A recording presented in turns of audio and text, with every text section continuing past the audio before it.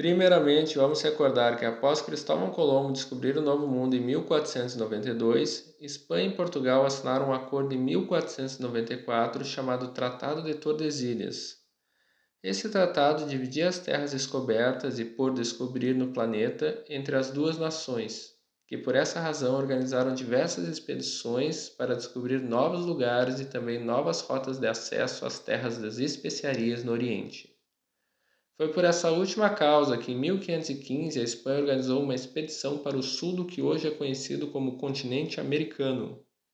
O navegador espanhol Juan Díaz de Solís partiu da Espanha em 8 de outubro de 1515, tendo por missão encontrar uma passagem que desse acesso aos mares do sul, hoje conhecidos como Oceano Pacífico.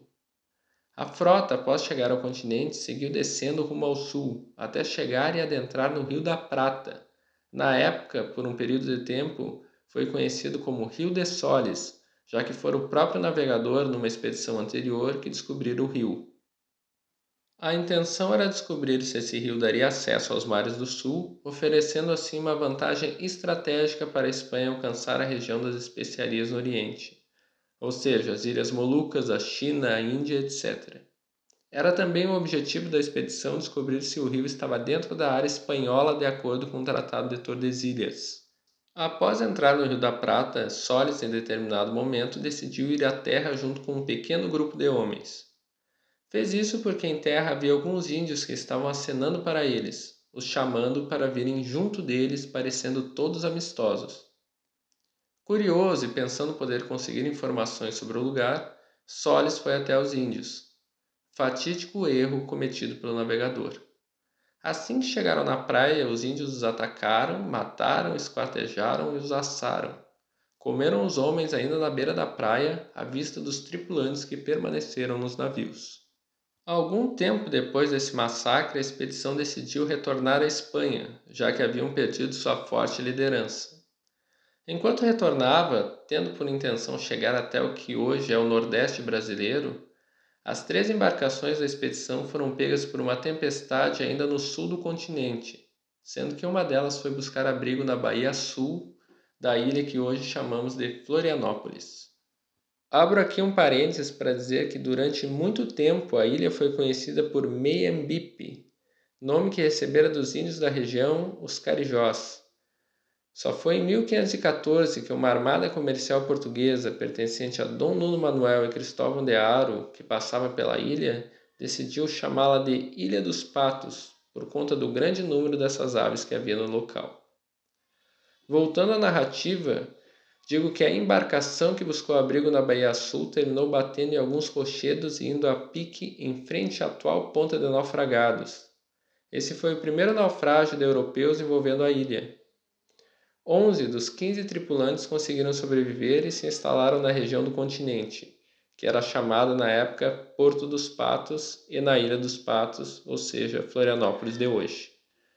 Com o passar do tempo, os sobreviventes foram cada vez mais se adaptando à nova vida entre os carijós, estreitando os laços e até gerando descendentes advindos do envolvimento com as Índias. Já no ano de 1516 se estabelecia, mesmo que pequeno, o primeiro núcleo de povoação europeia na região que hoje chamamos de Grande Florianópolis. Um desses novos moradores era Aleixo Garcia, um português a serviço da Espanha e que depois de alguns anos convivendo com os carijós foi visto pelos índios como digno de saber um grande segredo. Um caminho de terra chamado por eles de Piabiru e que levava a um lugar distante a noroeste, onde havia um povo diferente e dono de grandes tesouros.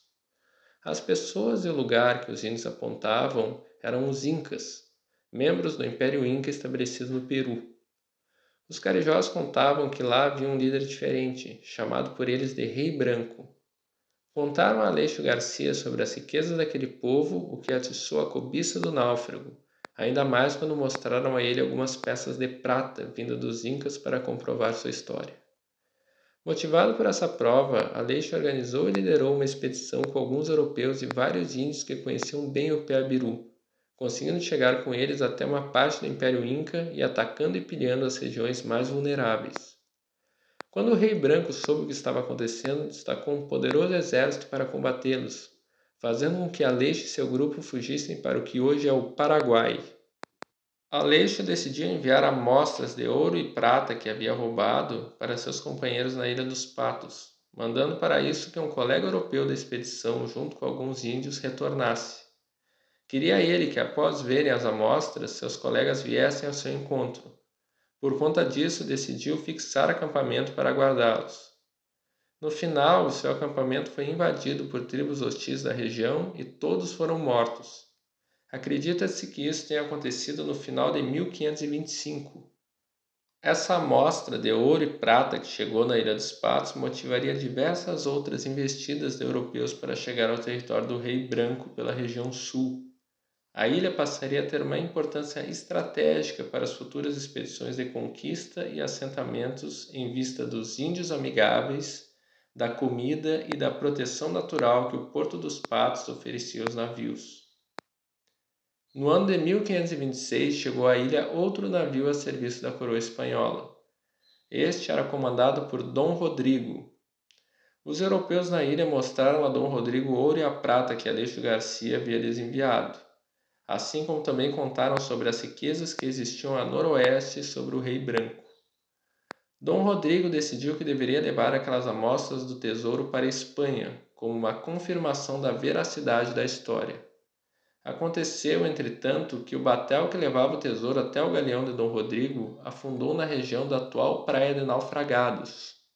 Há historiadores que acreditam que as amostras tenham sido recuperadas, mas mesmo assim elas nunca chegariam na Espanha. O galeão acabaria afundando na costa de Pernambuco. Quanto ao afundamento do batel em Naufragados, abro aqui outro parêntese nessa narrativa. O nome Naufragados nada tem a ver com esse naufrágio. Tem a ver com um naufrágio ocorrido mais de 2 séculos após o afundamento do batel. Esse naufrágio aconteceu no ano de 1753 e envolveu 2 sumacas portuguesas que transportavam 250 açorianos de Santa Catarina para o Rio Grande do Sul. Das 250 pessoas envolvidas, somente 77 sobreviveram. Retornando à história, no ano de 1526 chegou também à ilha outro navegador, o italiano Sebastião Caboto, no comando de mais uma expedição espanhola. Caboto foi responsável pela mudança na designação da ilha, que de Ilha dos Patos agora passaria a se chamar Ilha de Santa Catarina. Não há um consenso se Caboto escolheu esse nome para homenagear Santa Catarina ou sua esposa, a senhora Catalina de Medrano. O estilo exploratório de Caboto, sempre próximo à costa e tendo o litoral à vista, é chamado até hoje de cabotagem. Assim como aconteceu com Dom Rodrigo, Caboto encontrou europeus na ilha e eles lhe contaram sobre os tesouros em terras distantes e sobre o Rei Branco. Vendo ali uma oportunidade, Caboto decidiu abandonar sua missão original, que era explorar o Estreito de Magalhães, e partir em busca das riquezas desse povo até então desconhecido dos europeus. Como seria preciso adentrar pelo Rio da Prata para atingir o objetivo e suas embarcações eram inapropriadas para a navegação em rios, resolveu construir um novo barco mais adequado à missão. Para isso, decidiu entrar na baía sul da ilha de Santa Catarina para aportar no Porto dos Patos e conseguir madeira. Infelizmente, ao tentar entrar no canal em 28 de outubro de 1526, a sua nau capitana encalhou em um baixio perto da Ponta de Naufragados, afundando. Para a sorte da expedição, todos os tripulantes sobreviveram e, já em terra, no extremo sul da ilha, iniciaram não só a construção do batel para a exploração do Rio da Prata, mas também a de outro navio que deveria substituir a nau capitânia naufragada. Após os barcos estarem prontos, Caboto partiu para a missão de conquista, sendo esta infrutífera. Caboto e seus homens nunca chegaram às terras do Rei Branco, e depois de alguns anos insistindo nesse objetivo sem sucesso, desistiram e voltaram para a Espanha. As terras dos Incas só seriam tomadas em nome da Espanha em novembro de 1532. O espanhol Francisco Pizarro realizaria a conquista do Império Inca com 153 soldados e 27 cavalos, derrotando a quem os carijós conheciam como Rei Branco, o Rei Atahualpa. A grande contribuição de Caboto para a ilha foi o nome, Ilha de Santa Catarina. Daquele momento em diante, até a vinda de Francisco Dias Velho, a ilha ficou servindo como ponto de paragem para futuras expedições para o Rio da Prata ou pelo Piabiru.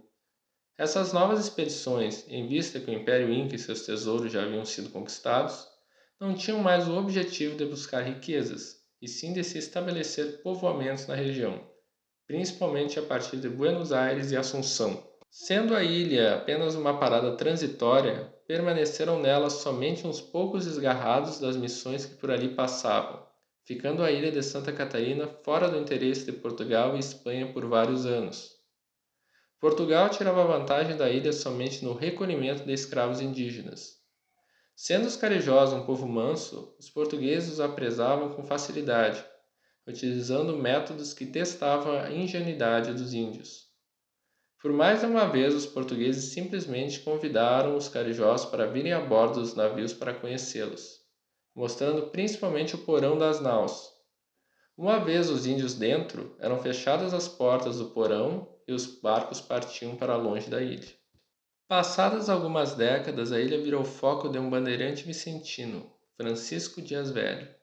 É preciso contextualizar o período histórico daquele momento para compreender a razão desse bandeirante paulista vir para as terras mais ao sul.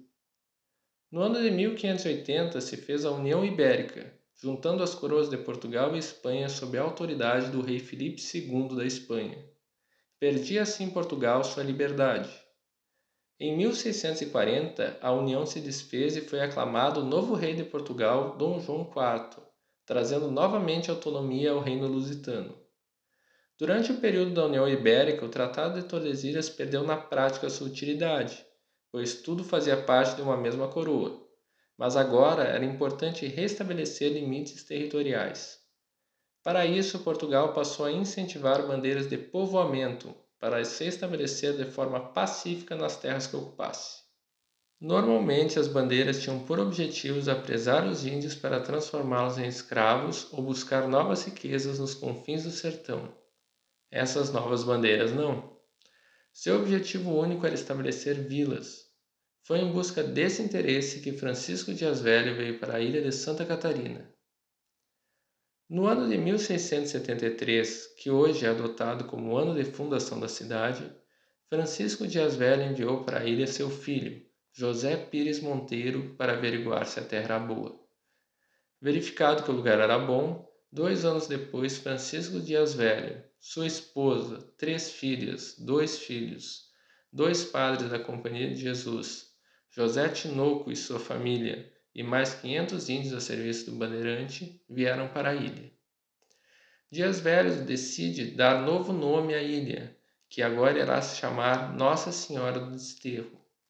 Manda construir uma capela em homenagem à santa, no mesmo lugar onde hoje se encontra a Catedral Metropolitana, no centro de Florianópolis, ao lado da Praça 15 de Novembro.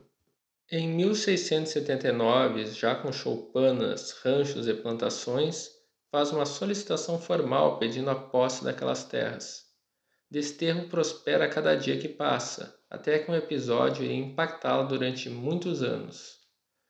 Em 1686, corsários ingleses vindos do Peru pelo Estreito de Magalhães ficam com seu navio avariado por conta de um tufão e necessitam aportar no norte da ilha para realizar reparos em sua embarcação. Descem os homens na praia da atual Canasvieiras, levando também para a terra seus mantimentos e seu botim de prata. Dias Velho é avisado da movimentação na praia pelos índios e decide, liderando um grupo de homens, ir até lá para enfrentar os invasores. Pegos de surpresa, os corsários pouco conseguem reagir, sendo vencidos e expulsos da ilha, deixando suas conquistas para trás. O tesouro em prata é confiscado por Dias Velho e guardado na capela, a construção mais forte e resistente da região. Infelizmente para o bandeirante e os demais membros do povoado de Desterro, no ano de 1687 os corsários voltam buscando vingança. Passaram primeiro pela ilha de São Francisco do Sul, o que deu a Dias Velho a oportunidade de ser informado de que estes estavam descendo para Desterro. Preparou-se de novo com seus homens para expulsar o inimigo. Quando os corsários adentraram a ilha e foram em direção ao povoado, foram rechaçados por diversos tiros e flechas, sendo obrigados a bater em retirada. Feita a vitória durante o dia, Dias Velho julgou que nada teria para se preocupar, pelo menos até o dia seguinte. Erro crasso que cometeu ao baixar a guarda. Durante a noite, os corsários voltaram e conseguiram adentrar no povoado desguarnecido de segurança, matando tantos quanto puderam. O bandeirante buscou se refugiar na capela com sua família, acreditando que os marujos nada fariam contra eles em um local santo. Para os corsários, importância alguma isso tinha. Ao entrarem na capela, investiram contra as 3 filhas virgens de Dias Velho, violando-as e matando Dias Velho que tentou defendê-las. Tendo os malfeitores trucidado praticamente todos os moradores em vingança, inclusive o fundador da vila, esta teve os poucos sobreviventes optando por ir embora de desterro frente às lembranças e o sentimento de falta de segurança. Ficava a ilha novamente sem povoamento. Assim permaneceu até que alguns anos depois o paulista Antônio Afonso, junto com seus familiares e demais companheiros, veio continuar o povoamento outrora iniciado por Dias Velho. Como já citado anteriormente, Portugal desejava ver ocupada o máximo de regiões que fosse possível. Desta vez houve continuidade e desenvolvimento em Desterro, continuando a vila avançando lentamente até a data de 1º de maio de 1739, data em que se instalaria na ilha o primeiro governador da recém-criada Capitania de Santa Catarina, o brigadeiro José da Silva Paz. Silva Paz governou a capitania de 1739 até 1749 e trouxe consigo tropas e diversos funcionários que deveriam realizar as funções burocráticas do governo. Sob a administração de Silva Paz, que também era engenheiro, Desterro acelerou seu desenvolvimento, tendo o brigadeiro mandado construir também as fortificações existentes ao redor da ilha. A primeira fortaleza criada por ele foi a fortaleza de Santa Cruz de Anhatomirim, que também foi a sede do governo. Mandou erigir também as fortalezas de São José da Ponta Grossa, Santo Antônio de Ratones e Nossa Senhora da Conceição de Araçatuba, todas criadas com o intuito de defender a ilha de uma investida espanhola. Em 1747, o brigadeiro fez uma solicitação ao rei pedindo autorização para a construção de uma igreja matriz, pedido que foi atendido, mas as obras só se iniciaram em 1753, quando Silva Paz já não era mais governador, e foram concluídas em 1773. Outra contribuição importante do governador foi a solicitação à coroa para que fossem trazidos para a vila de Desterro pessoas das ilhas dos Açores para colonizar a ilha. A vinda desses colonos impactou e influenciou o desenvolvimento da ilha de maneiras incomensuráveis. Até os dias atuais se pode observar aspectos da cultura açoriana nos costumes e na arquitetura de Florianópolis. Entre os anos de 1747 e 1753, cerca de 6.000 pessoas saíram da Ilha Terceira, nos Açores, e se dirigiram a Desterro. 14 viagens através de 6 navios foram necessárias para trazer esse número de colonos, sendo que 280 morreram na aventura. Com esses colonos, Desterro aumentava ainda mais a presença de Portugal, em vista que o intento de ocupação de áreas se mostrou correto após o Tratado de Madrid, assinado pelo rei Dom João V de Portugal e Fernando VI da Espanha em 13 de janeiro de 1750. Por conta das disputas entre os colonos de ambas as nações por posse de terras de além-mar, estipulou-se por esse novo tratado que as zonas pertenceriam a quem as ocupasse. Esse tratado, embora de curta duração, já que suas cláusulas foram anuladas pelo Tratado de El Pardo em 1761, trouxe por algum tempo certa tranquilidade a Desterro frente à ameaça espanhola. Contudo, em fevereiro de 1777, a ameaça finalmente se fez presente na ilha. Os espanhóis a invadiram pelo norte, entrando por Canasvieiras sem que os fortes pudessem deter os navios inimigos. Hoje muito critica-se o sistema de defesa triangular da ilha, argumentando que pela distância que um forte possui de outro, não há possibilidade desses cruzarem fogo, dando ao inimigo a oportunidade das naus adversárias passarem entre as fortalezas com tranquilidade. Acontece que o plano original era ter, além das fortificações, também uma esquadra de defesa, que teria por missão cobrir essa área fora do alcance dos canhões dos fortes. Ocorre que essa esquadra nunca existiu, deixando assim a ilha vulnerável a ataques, como se provou em 1777. A Espanha via a Ilha de Desterro como um potencial ponto estratégico para futuros ataques de inimigos contra a América Espanhola. Por esse motivo, a invadiu sem receber qualquer resistência das tropas que aqui estavam. As tropas e boa parte da população civil fugiram da ilha, permanecendo essa sob o controle espanhol até ser assinado o Tratado de Ildefonso entre Portugal e Espanha em 1º de outubro de 1777. Esse tratado trazia de volta grande parte do que havia sido acordado no outrora anulado Tratado de Madrid e fez com que as disputas territoriais cedessem por um período, em vista de um levantamento mais aprofundado dos limites territoriais a que teriam direito cada nação.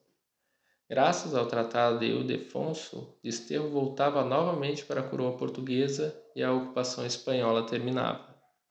Após a saída das tropas espanholas, a vida na vila de Desterro seguiu sua normalidade e em 1779 assumiu o governo da capitania o brigadeiro Francisco de Barros Moraes Araújo Teixeira Homem, gestor que fora o responsável por incrementar a administração da ilha, ampliando o comércio e progredindo amplamente as lavouras.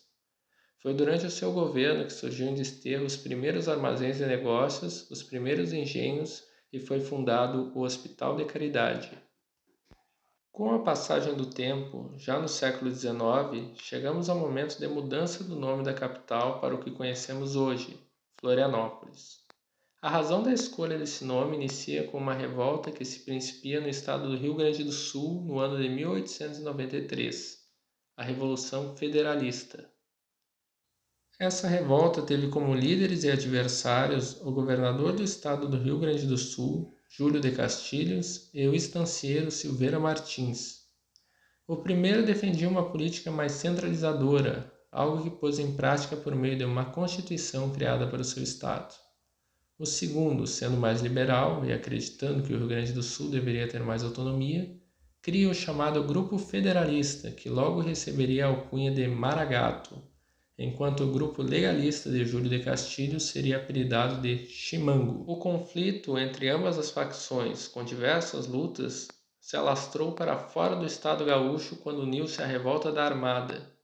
A Marinha, não apoiando a administração do segundo presidente da recém-instaurada República Brasileira, Marechal Floriano Peixoto, tentava destituí-lo do poder. As duas revoltas assim se uniram contra as tropas legalistas de Júlio de Castilhos e Floriano, estendendo a luta para o estado de Santa Catarina e Paraná. Foi durante esse período que Desterro foi tomada pelas forças rebeldes, no ano de 1894. Os federalistas, em conjunto com membros da revolta da Armada, estabeleceram em Desterro um governo provisório, declarando o estado de Santa Catarina desanexado da União enquanto o Marechal continuasse na presidência do Brasil. As tropas legalistas reagiram e em maio de 1894 ocorreu o infame massacre no forte de Anhatomirim, onde, segundo consta, 185 pessoas, entre revoltosos e inocentes, foram fuzilados sob o comando do coronel Antônio Moreira César, de acordo com as ordens emitidas por Floriano Peixoto. Ainda no ano de 1894, por meio de um decreto de 1º de outubro, o governador do estado de Santa Catarina, Sr. Hercílio Luz, modifica o nome da ilha de Desterro. Esta passa a chamar-se agora Florianópolis, nome que significa Cidade de Floriano, em homenagem ao marechal que deteve os revoltosos.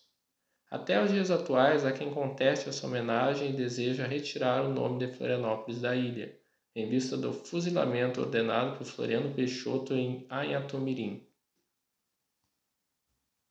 A guerra, por sua vez, pendeu para o lado do governo federal a partir de uma significativa derrota dos federalistas no Paraná.